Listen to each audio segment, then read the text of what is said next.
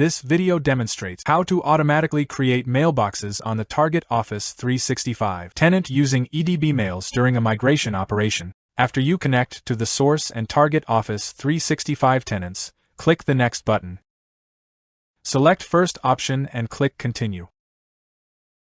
Select Export Source Mailbox Details to CSV file. Select Export Mailbox Details to CSV. Select the location to store the CSV file. CSV export under progress.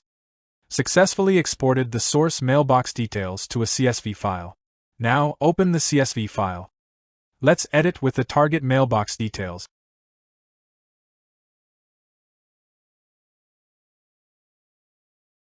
Save the CSV file. Close the CSV file. Browse the modified CSV file.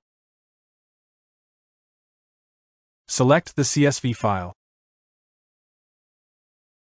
Click Continue. Select one of the Office 365 licenses. Click Continue. Target mailbox creation operation has been completed.